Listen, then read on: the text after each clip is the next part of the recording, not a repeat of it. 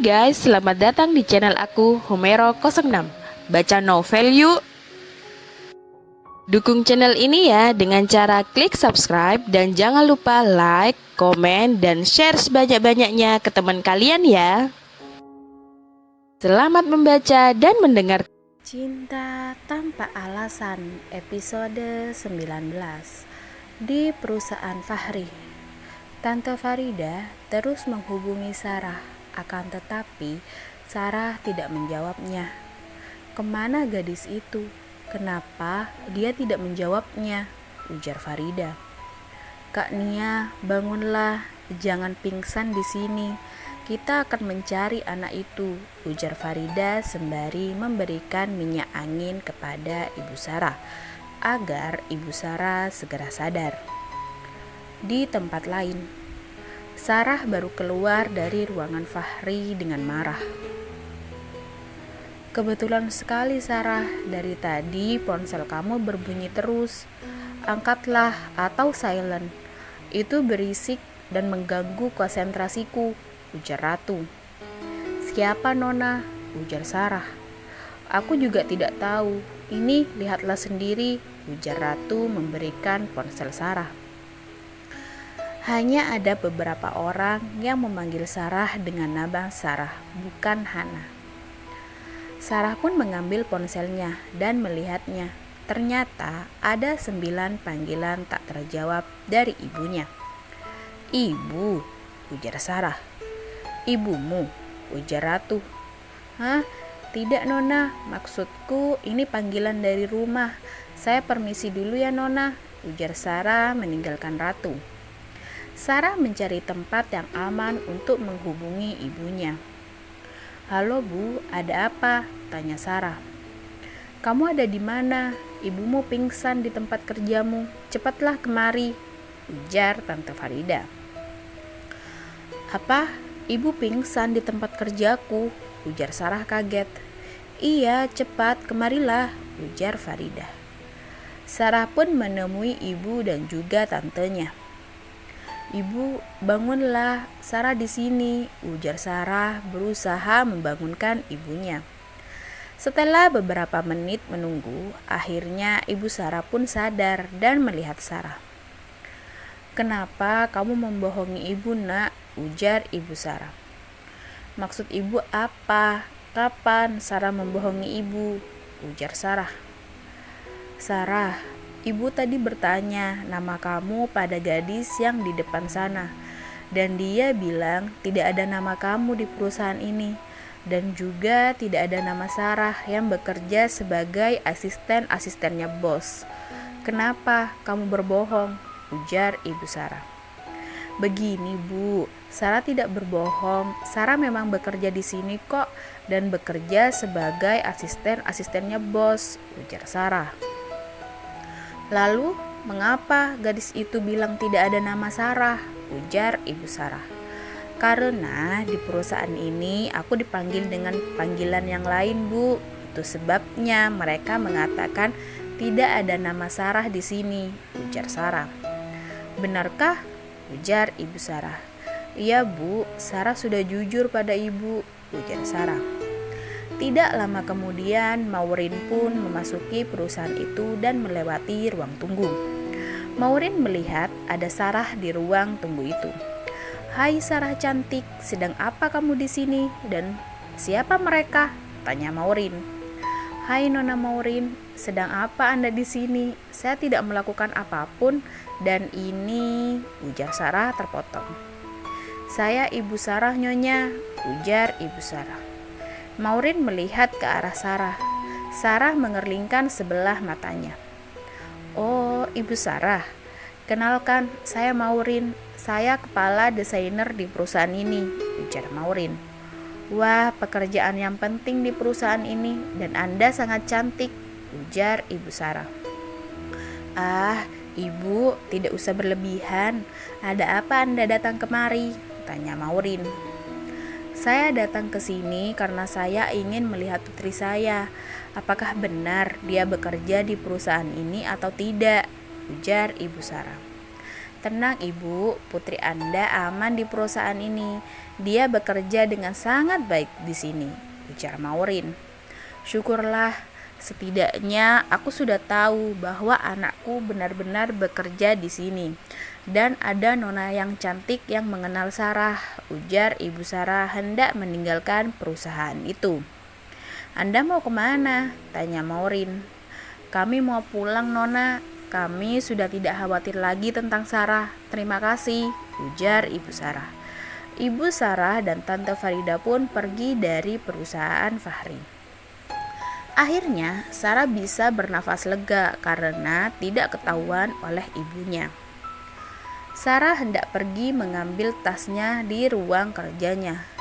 Gadis cantik, apa maksud semua ini? Bisakah kamu menjelaskan ini padaku? Ujar Maureen. Apa yang perlu saya jelaskan, Nona? Ujar Sarah. Kenapa ibu itu mengaku sebagai ibu kamu? Bukankah ibu kamu sudah meninggal? Ujar Maureen. Oh, itu sebenarnya saya tidak mau menceritakan kisah ini, ujar Sarah.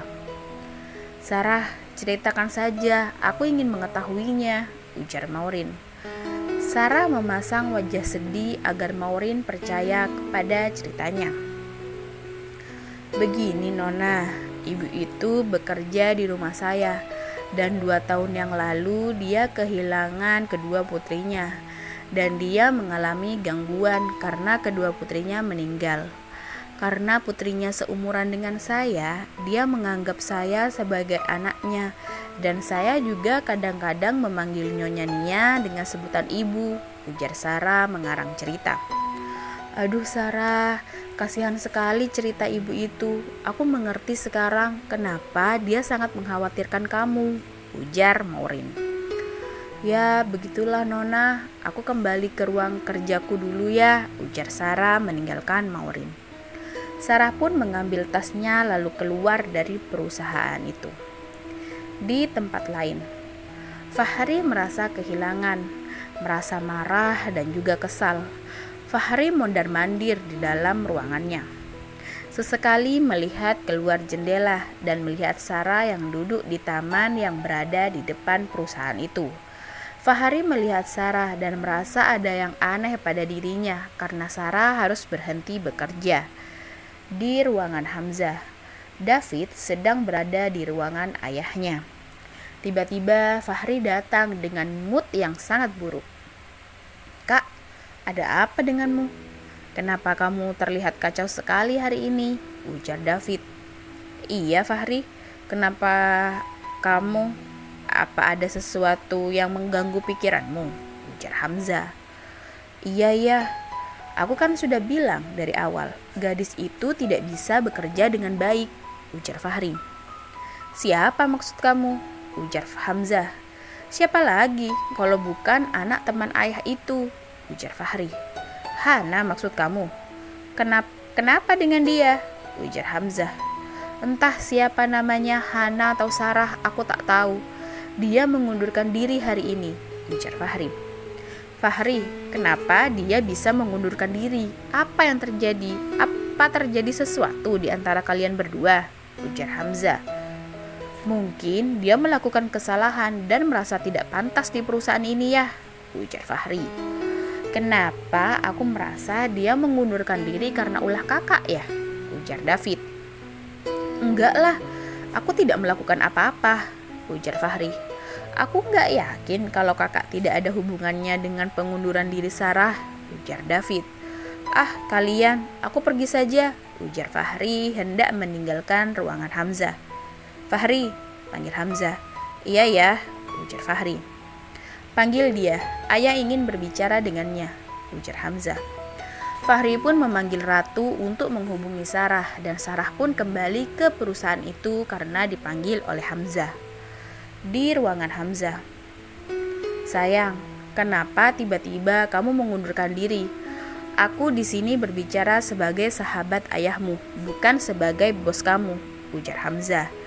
Biar anak paman saja yang menjelaskan, ujar Sarah. Fahri, ada apa sebenarnya? Tanya Hamzah. Aku tidak bisa bekerja dengan seseorang yang tidak jujur, ujar Fahri. Maksud dari tidak jujur itu apa? Tanya Hamzah. Aku tidak ingin membahas hal itu, Ayah, ujar Fahri. Fahri, kamu itu bisa merusak persahabatanku yang sudah lama aku bangun, ujar Hamzah. Paman, kalau tidak ada yang perlu dibicarakan lagi, Sarah izin pamit ya. Dan Sarah minta tolong, jangan beritahu ayah, biar Sarah sendiri yang memberitahunya, ujar Sarah. Baiklah nak, kalau kamu ingin bekerja di sini, perusahaan ini terbuka lebar untuk kamu, ujar Hamzah.